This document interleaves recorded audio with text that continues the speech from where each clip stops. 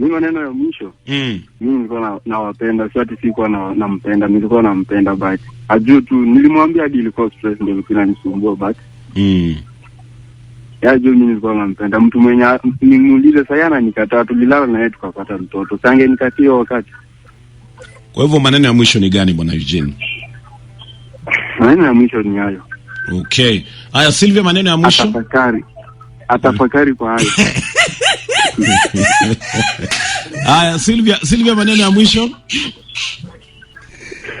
Naweza mwambia tu uamuzi wake mwenyewe ndiye anaweza amua. Hatua yote ya atachukua. Umeshaniamulia nimesikia. Eugene nyamaza, ni wakati wa Sylvia jamani. Wacha Sylvia ongee. Sylvia malizia.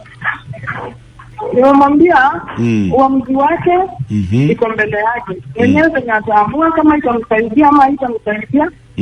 Pia mimi siko na huko siwezi rudi.